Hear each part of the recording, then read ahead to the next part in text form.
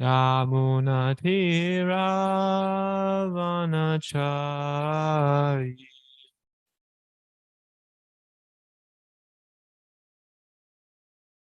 Jaya Radha Madhava Kunjabiyari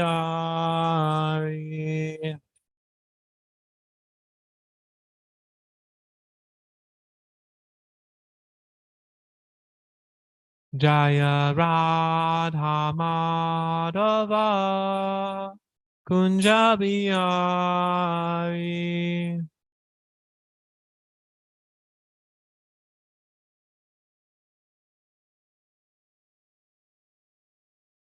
Gopi Jana Vallabha Girivaradari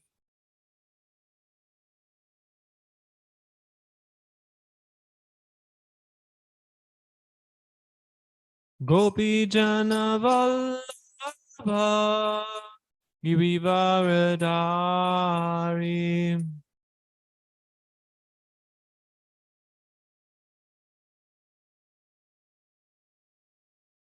Yashodanandana Brajajana Ranjana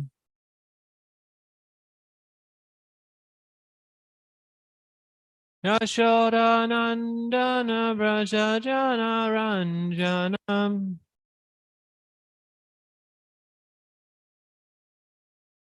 Yamunatira Vanachari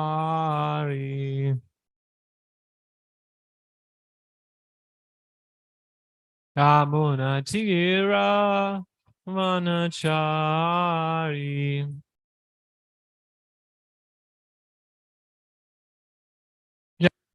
Yadhamadava Kunjabiyari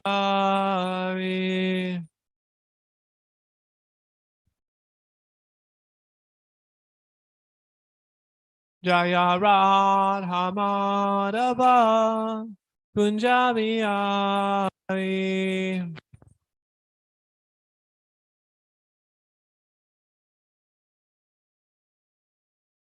Om Namo Bhagavate Vasudevaya Om Namo Bhagavate Vasudevaya Om Namo Bhagavate Vasudevaya. Continuing reading from Srimad Bhagavatam, second canto, chapter 7, scheduled incarnations, text 38.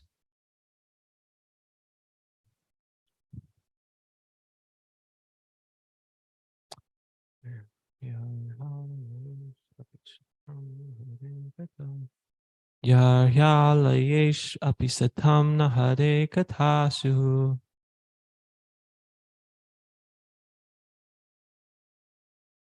Pashandino dvijajana rishala nirdevaha Swaha swadha vashad iti smagiro nayatra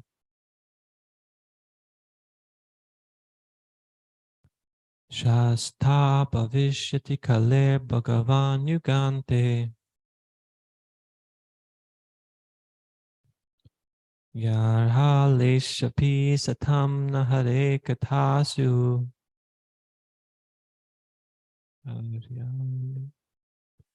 Parshandino dvijajana rishala nirdevaha Swaha swadha vashad iti smagiro nayatra Shasta bhavishyati kale bhagavan yugante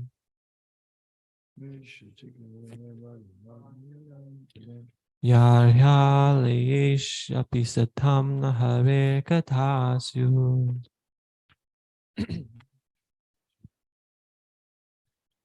Ashandino Dvijajana Vrishala Nrdevaha Shandino Swaha Swadha Vashad Iti Smagibro Nayatra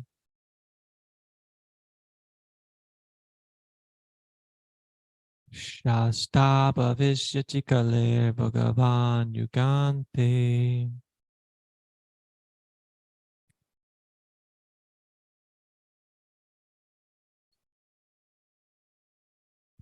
Yarya Vishva Pisatam Hare Katasyu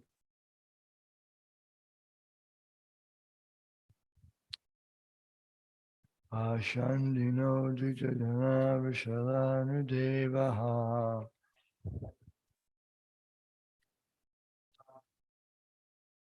Swaha Sudha Vishaditi Sma Giro Nayatra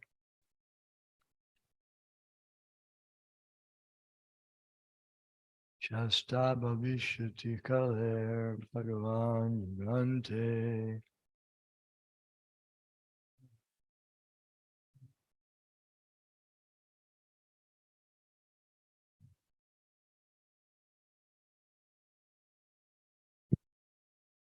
Yarya Yeshwapi Satang Nahare Katasyu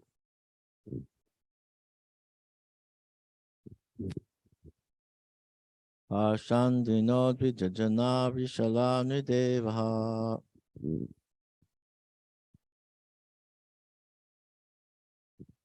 Swaha Swadava Shatiti Smagiro Nayatra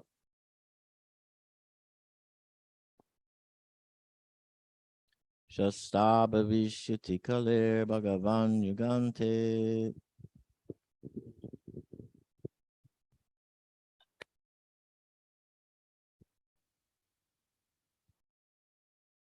Yarya Valeshva Pisatam Nahadir Kadasyuhu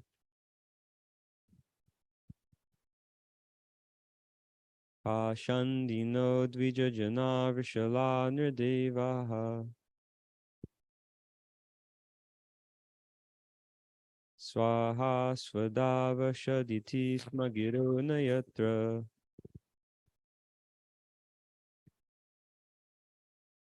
Shasta Bhavishyati Kaler Bhagavan Yugante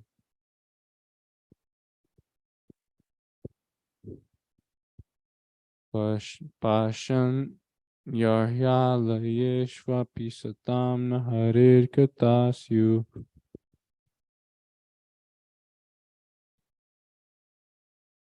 Pashan Dino Dvijajana Vrishala Nideva Swaha Swadha Vrashaliti Smagiro Nayatra Shasta Bhavishyati Kale Bhagavan Yugante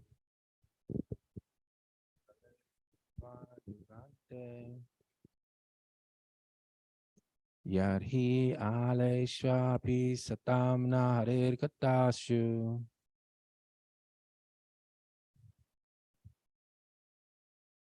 Pasandino Vijajaya Vrishala Nirveda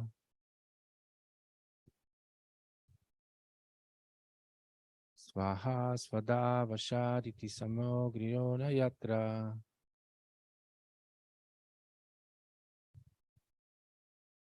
Shashta Bhavishyati Kaler Bhagavan Yugante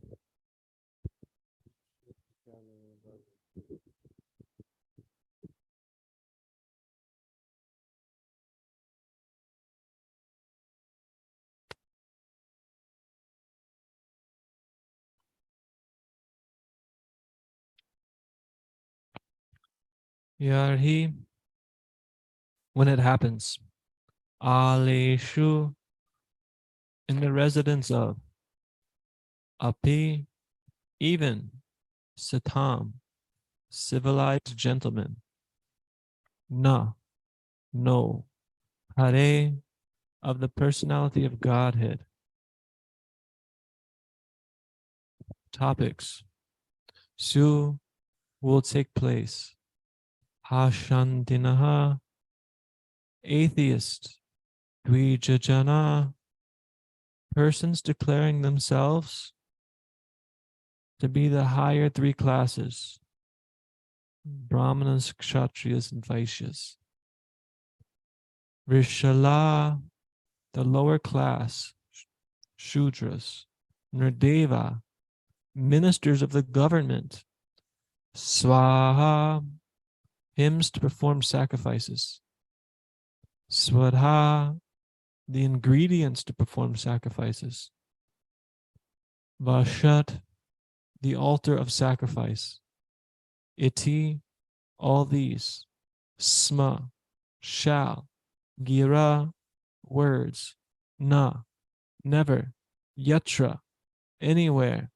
Shasta, the chastiser. Avishyati, will appear. Kale, of the Kali age. Bhagavan, the personality of Godhead. Yuga ante, at the end of. Translation and purport by His Divine Grace A.C. Bhaktivedanta Swami Prabhupada, Srila Prabhupada Ki Jai. Thereafter, at the end of Kali Yuga, when there exists no topics on the subject of God, even at the residences of so-called saints and respectable gentlemen of the three higher castes, and when the power of government is transferred to the hands of ministers elected from the low-born Shudra class or those less than them, and when nothing is known of techniques of sacrifice, even by word, at that time the Lord will appear as the supreme chastiser. Report. The symptoms of the worst conditions of the material world at the last stage of this age, called Kali Yuga, are stated herein. The sum and substance of such conditions is godlessness. Even the so-called saints and higher castes of the social order, generally known as the Dvijajanas, or the twice-born, will become atheist. As such, all of them will practically forget even the holy name of the Lord, and what to speak of His activities. The higher caste of society, namely the intelligent class of men, guiding the destinies of the social orders, the administrative class of men, guiding the law and order of society, and the productive class of men, guiding the economic development of the society, must all be properly well-versed in knowledge of the Supreme Lord, knowing factually His name, quality, pastimes, entourage, paraphernalia, and personalities. The saints in the higher caste or orders of the society are judged by their proportion of knowledge in the science of God, or tattvajnana, and not by any kind of birthright or bodily designation. Such designations without any knowledge of the science of God and practical knowledge of devotional service are considered to be all decorations of dead bodies. And when there is too much inflation of these decorated dead bodies in society, there develop so many anomalies in the progressive peaceful life of the human being. Because of the lack of training or culture in the upper section of the social orders, they are no more to be designated as the Dvijajanas, or the twice-born. The significance of being twice-born has been explained in many places in these great literatures, and again one is reminded herewith that birth executed by the sex life of the father and the mother is called animal birth. But such animal birth in progress of life on the animal principles of eating, sleeping, fearing, and mating, without any culture of spiritual life, is called Shudra life, or to be more explicit, the uncultured life of the lower class of men. It is stated herein that the governmental power of society in the Kali Yuga will be passed over the uncultured, godless laborer class of men, and thus the Nrdevas, or the ministers of the government, will be the Vrishalas, or the uncultured, lower class of men, society. No one can expect any peace and prosperity in a human society full of uncultured, lower classes of men. The symptoms of such uncultured social animals are already in vogue, and it is the duty of the leaders of men to take note of it and try to reform the social order by introducing the principles of twice-born men trained in the science of God consciousness. This can be done by expanding the culture of Srimad Bhagavatam all over the world. In the degraded condition of human society, the Lord incarnates as the Kalki avatar and kills all the demonic without mercy.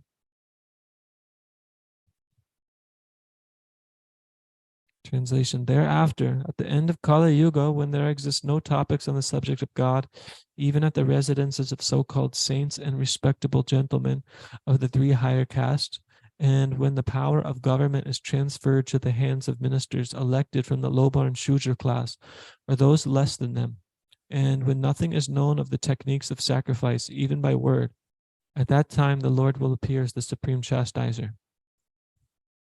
Maharaj, would you kindly like to make a comment?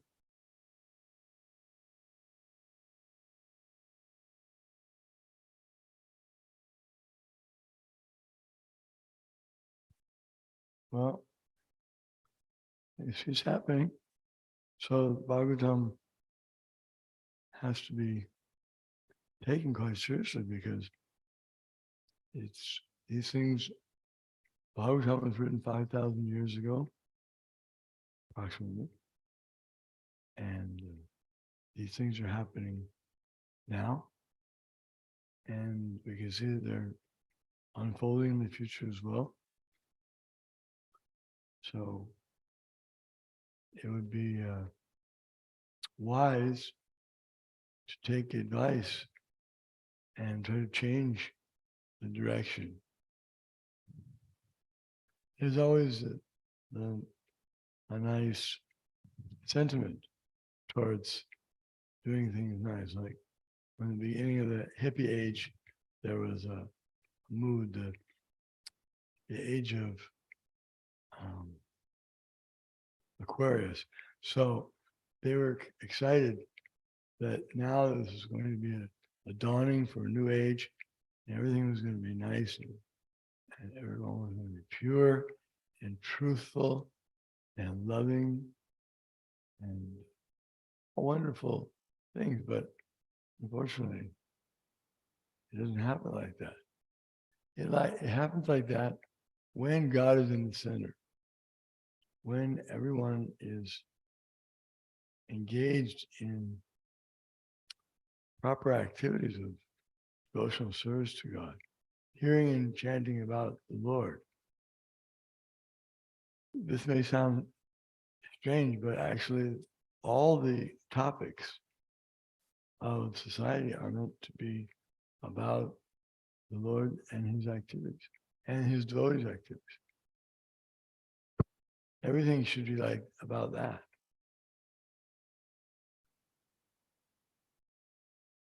You have war stories. We have war stories in our culture now. And people enjoy the action, the adventure, and the violence and things. But that can also be done with the pastimes of the Lord. Krishna appears in different forms and he fights different battles.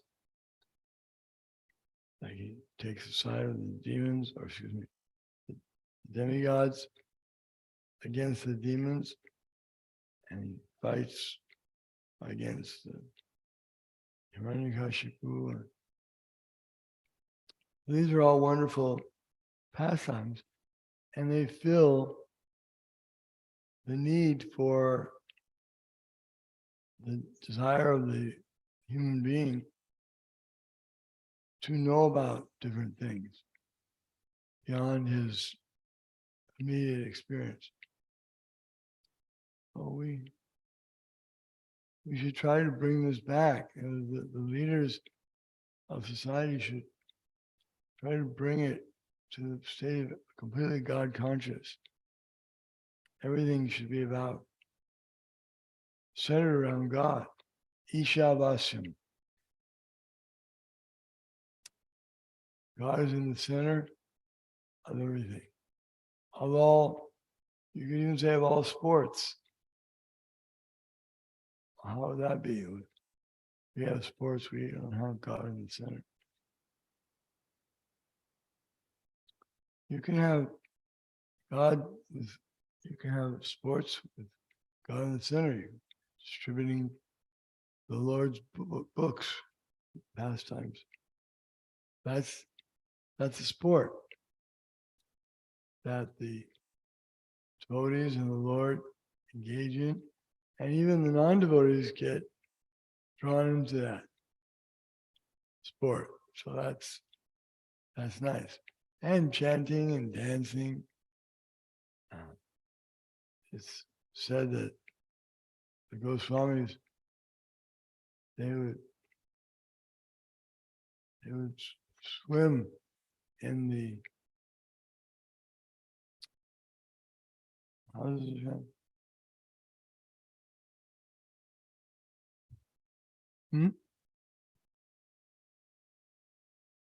Yeah, diving and swimming in the ocean of Gopi. Gopi Baba or Samritabdila Hari, Kalola Magna Mumur.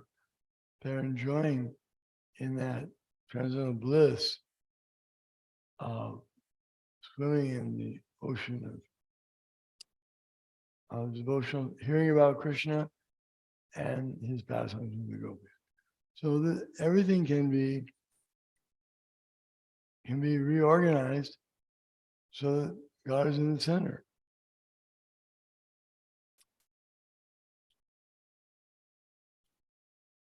And even the paintings, it's like we have developed a wonderful culture of paintings about the Supreme Lord.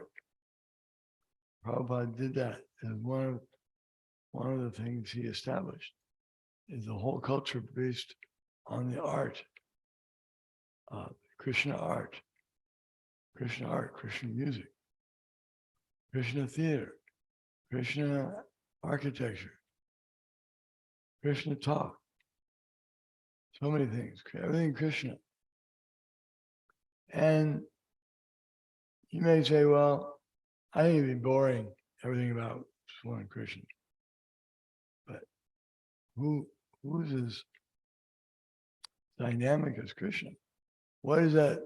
Even if you took 5 million people, how would they equal Krishna? If you had 5 million people and you chronologed their life,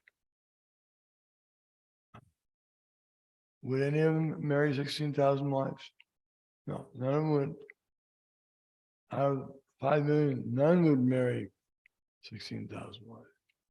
None would be able to decapitate demoniac forces with just a slight movement of his finger. So there's no comparison. None as beautiful as Krishna. 5 million paintings you're going to have. No, nothing will compare to Krishna's beauty or Krishna's wives or his children. Everything about Krishna is greater than everyone else. So it makes good sense to put Krishna in the center.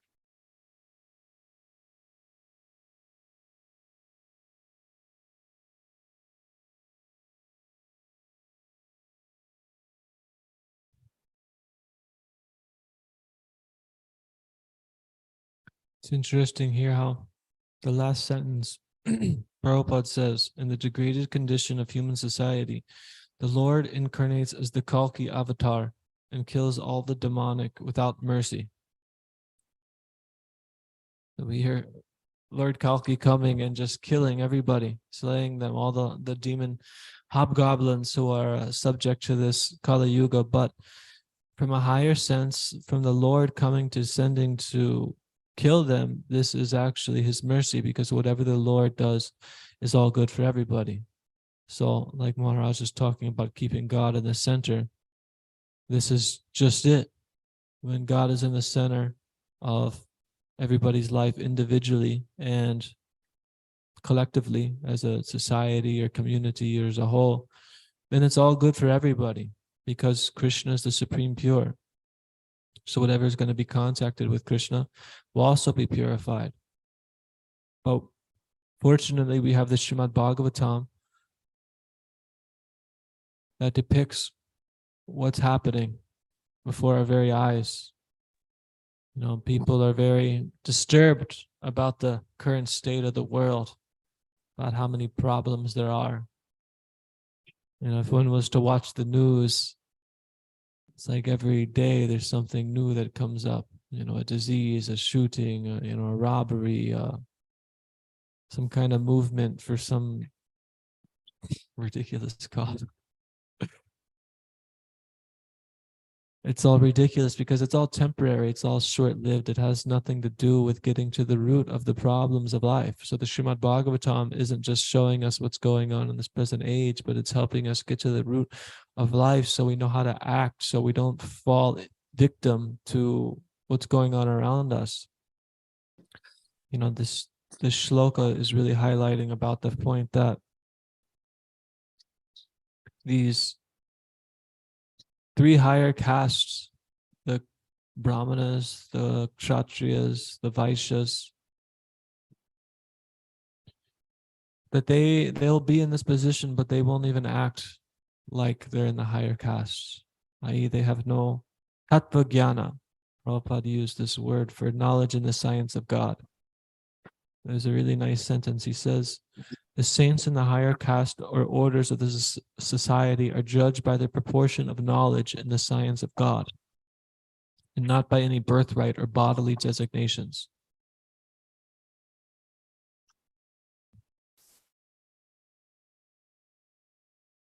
This is very nice because we could see practically how in India the caste system has become very corrupted and polluted, and people take birth in a certain family and they think, this is me, I'm Brahmana. You know, so many times we distribute books and we may meet somebody and they say, oh, I'm from a Brahmana family. You know, they may be pious in a lot of regards, but, you know, Prabhupada here simply puts it that taking birth in any family essentially is just an animal birth. You know, you're being birthed to your mother and your father, and you're dependent on them. And then you have to develop the qualities and actually go through the proper measures to adhere to being a Brahman or a Kshatriya or a Vaishya. And Srila Prabhupada in his books makes it very clear what those measures are. To become initiated by a bona fide spiritual master and develop a relationship with him. You know, every day we worship the spiritual master and we come for Mangal Arti. When we come for Mangal Arti, who are we worshiping? The Guru, the spiritual master.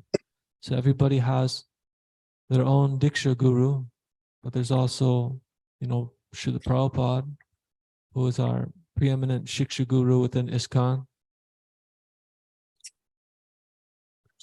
But a personal relationship with a Guru is essential because this person is fixed up in devotional service.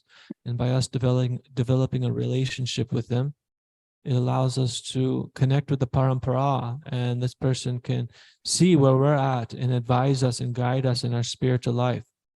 You know, if I were to get initiated from a guru, but don't inquire from him or don't submissively follow the instructions, or, you know, putting myself before him in a humble mood, ready to take instructions or chastisements or changes, you know, what are we actually doing?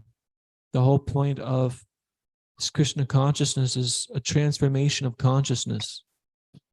And we can accept all the externals, change my name, put on Kunti Mala, wear saffron, but internally still maintain our false ego, thinking, oh, I know what I'm doing. I'm good. I got this. I don't need somebody to tell me what to do.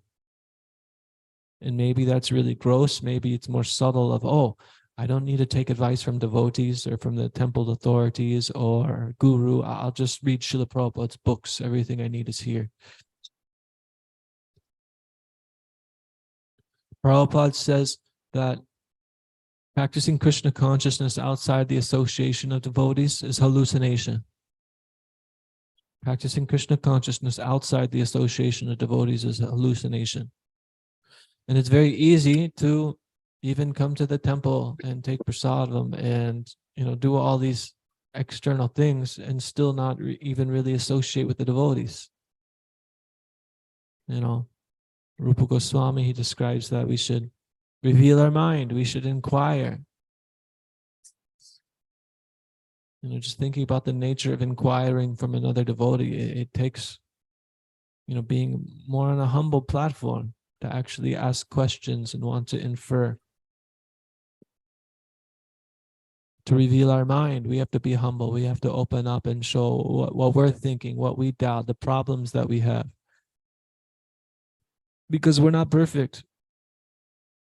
I'm not perfect, and others around me may not be perfect. But, there's a saying that I can't see what's on my own forehead, but everybody else can see. I mean, it can be hard to see our own shortcomings, our weaknesses, because we're caught up in the false ego. We don't want to. We build a sense of security around us that protects us from seeing these things because it hurts our false ego. So therefore, it's tough to look at. But if we have good association around us, they can tell us. And I'm just thinking that if there's a devotee that I'm close with or friendly with, and I'm doing something wrong, he can very easily just say something and talk to me and, bring it up in a certain way, and I could hear him. Whereas, if you might not get along so closely with somebody, then there's this rift of, I don't want to offend him. I don't want to talk to him. I don't want to, disturb him. But in the Shastra, it says that one who's always praising us is actually our enemy. And one who's chastising us is actually our friend, our best friend. So to be able to be close with the devotees so that they can actually correct us, guide us, chastise us, this is essential. And, this is why Prabhupada is saying that practicing Krishna consciousness outside the association of devotees is hallucination.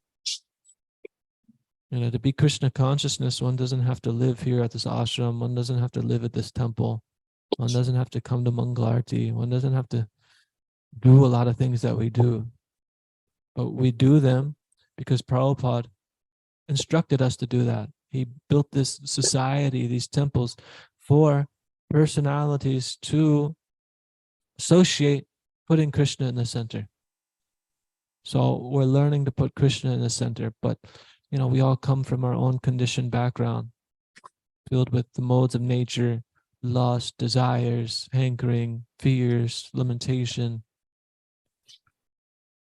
So we should be tolerant of those around us. Bhaktisiddhanta Saraswati Thakur, he would mention about to his disciples that if you want to fault find within yourself. Because it's very easy to find faults if we're looking externally. Find faults with the temple, the infrastructure, the services, the management, the way that the devotee's doing a particular service. It's very, very easy. But like I mentioned, it's easy to see what's on everybody else's forehead, but not our own. It's very difficult to want to find our own faults and improve upon them. So we should be tolerant to those around us and always try to offer support and uplift one another while putting Krishna in the center. Because if Krishna is in the center truly, then we'll become purified and life will be blissful. Life will be substantial. But we can see what's going on in the world around because it's not. Reading in Srila Prabhupada's books, you get a general idea of how Vedic culture was established around the world, and that culture became broken down and spread across the lands, namely Europe, and then from Europe to other places. So Europe is like a branch of Prabhupada described here. He was talking about Shudras, but they became less than Shudras, the uncultured life of the lower class of men.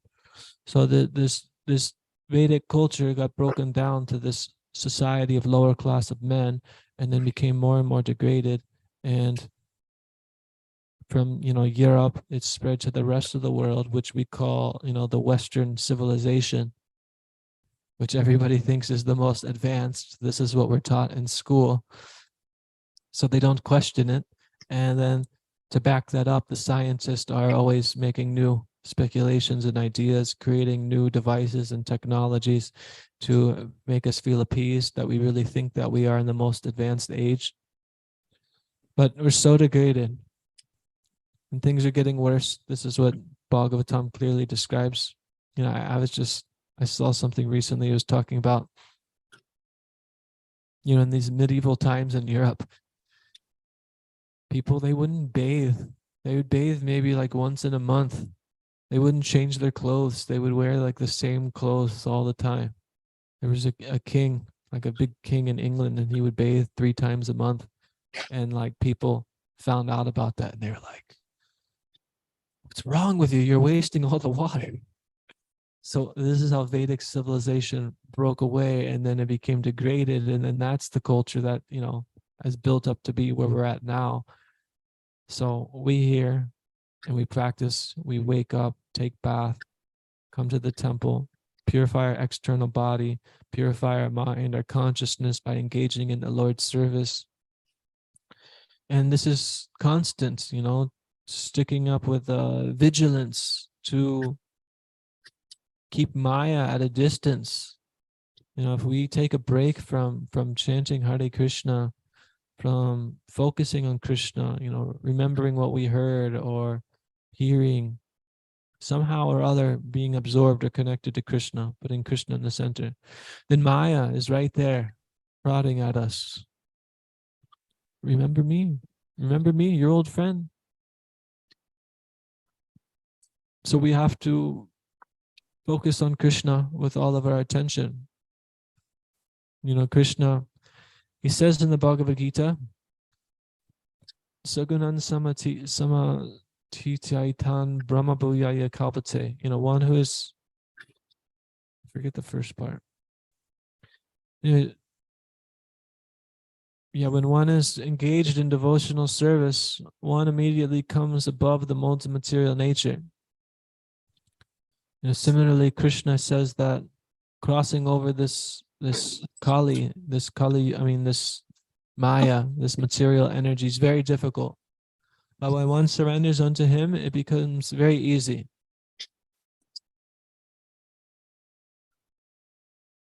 So we may think that within ourselves we have some ability or strength or know-how that we're able to do this. I might be determined, I might have enthusiasm, I might be strong, I might be renounced, I might be intelligent. But this is the false ego, because we're completely dependent upon the Lord's mercy for everything. So to the degree that we imbibe that and live that, then taking shelter of Krishna is very easy. But to the degree that we hold on, that we think, I'm good, I know, I got this, my intelligence is what carries me, my determination is what carries me, then know this to be the false ego. We should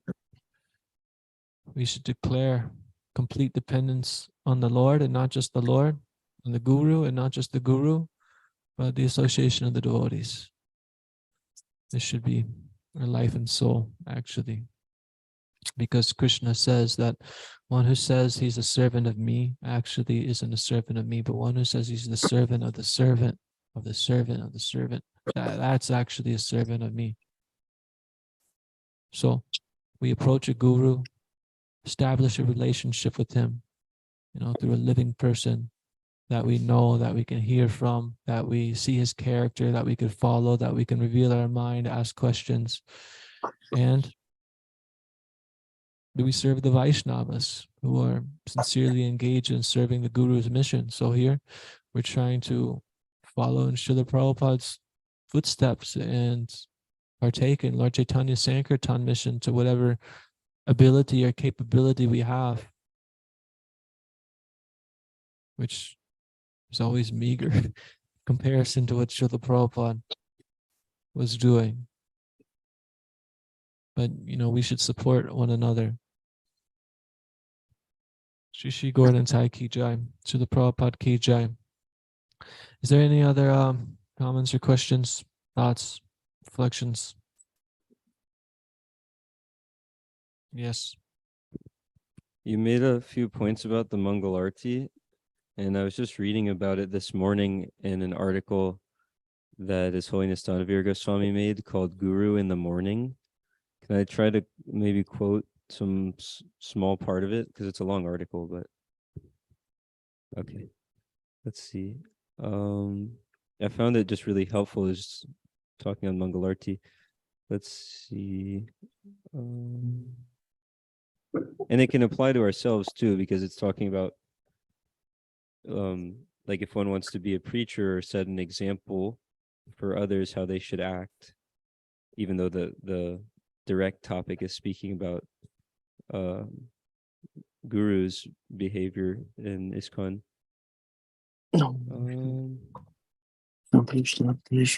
See, there's so much in it. I don't know what part to. What do you remember? Why did you bring this up? What do you want to say? Well, there was just so much in it that was really helpful, and you were talking about the Mangal Arti, and that point also about there was some points about setting a proper example. I'm just asking to try to jog your memory so you don't have to look and read Okay. for time consideration. Well, I just like the point about leading a proper example. So like here's one quote in it. That is from Srila Prabhupada. That is Chaitanya Mahaprabhu's movement. He teaches others by behaving himself. Example is better than precept. If you cannot rise early in the morning, then how can you ask others to rise early in the morning? What is the effect? There is no effect. We have got business early in the morning to attend Mangal Arti. And if you sleep yourself and teach others, so who will take it? And then there were many practical points throughout it talking about why we should do all these different activities that we do within the temple throughout the day. Yeah, and a lot of it was just speaking about setting a proper example, and then also making sure that we ourselves are protected from Maya by engaging in all these activities that Srila Prabhupada, along with Krishna, has prescribed. So it's a nice article. It's called Guru in the Morning. I remember when I was in high school, I was in health class and they were teaching us about the dangers of drugs. And I remember there's this Mataji, she's teaching us about cigarettes, and then at the end of the day we leave and then we go out and we see her smoking cigarettes. So where's the impetus to change? But yeah, this point's nice of Lord Chaitanya teaching by his example. I mean, he took the sannyas, the renounced order, saffron, and he would not associate with women at all. You heard a Mataji singing, and that was enough to disturb him, and he didn't even hear that. So this is God. To say that he's not renounced and he's not above, material desire, it's nonsense. But he's doing this to act, to show us how to act. Acharya. Okay, thank you everybody for hearing Srimad Bhagavatam, Srila Prabhupada Ki Jai, Srimad Bhagavatam Ki Jai, Shri Shri Gauranatai Ki Jai. Pancha Kalpatarubhyascha Kripasinabhi Vacha Patitanam Pavanebhyo Vaishnavebhyo Namo Namaha.